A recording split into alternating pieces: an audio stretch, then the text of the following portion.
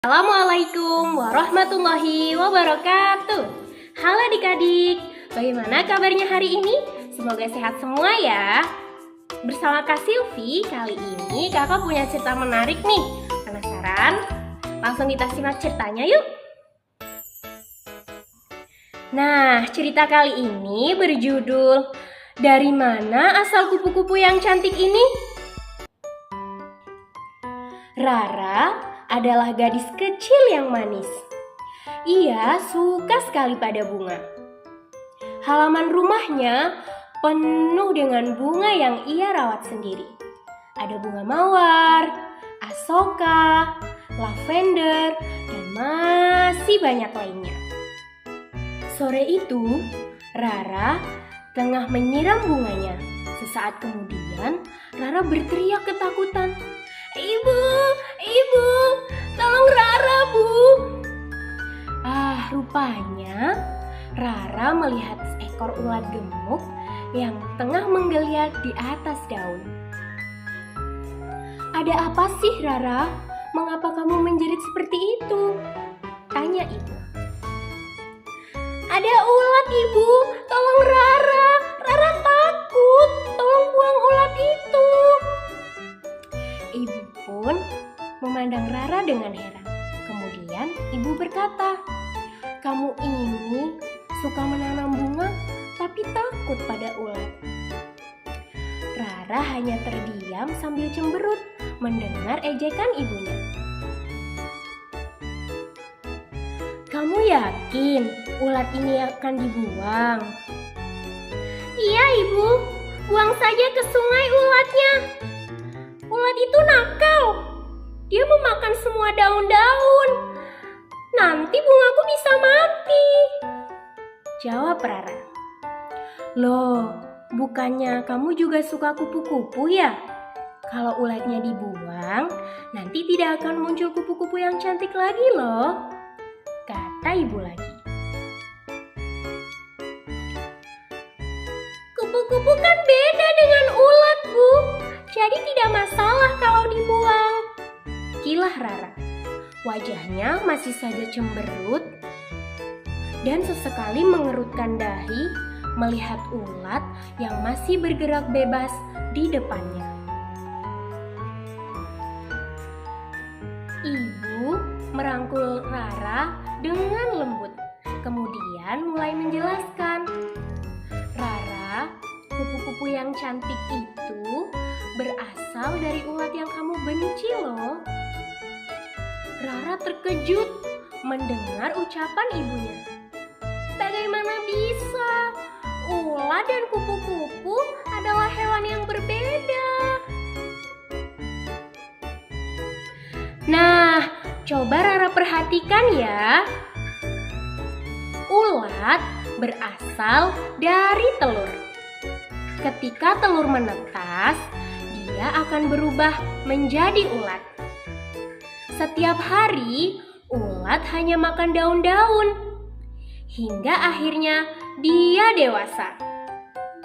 Ketika saatnya tiba, ulat gemuk ini akan berubah menjadi kepompong.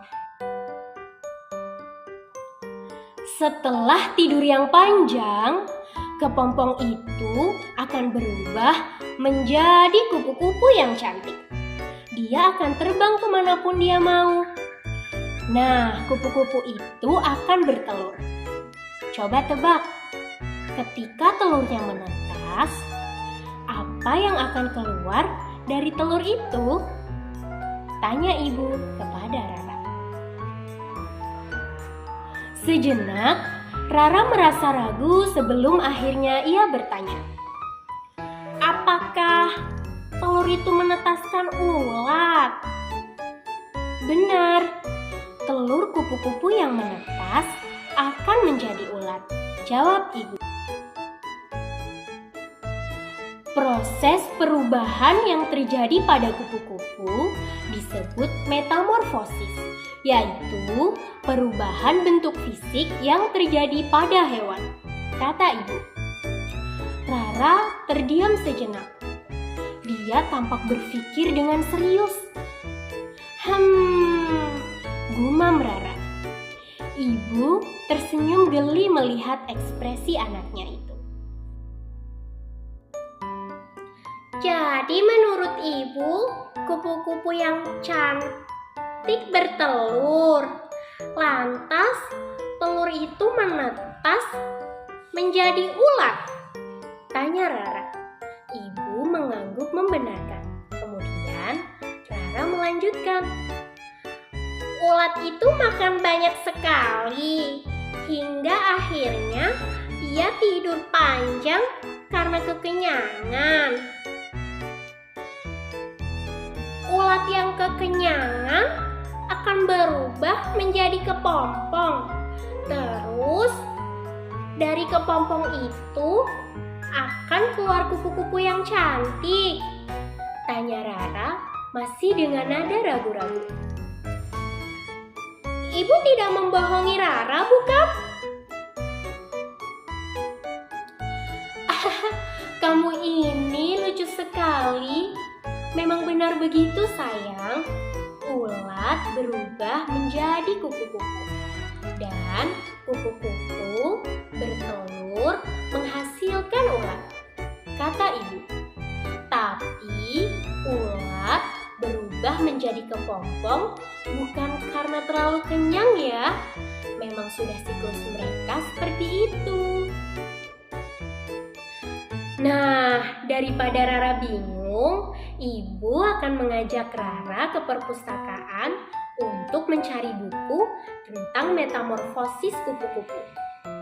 Kata ibu, kita tinggalkan saja ulat ini di sini. Kelak dia akan menjadi kupu-kupu cantik.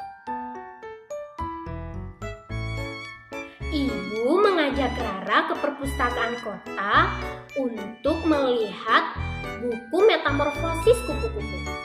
Setelah membacanya, Rara pun mengerti bahwa ulat berubah menjadi kupu-kupu dan mereka adalah satu hewan yang sama.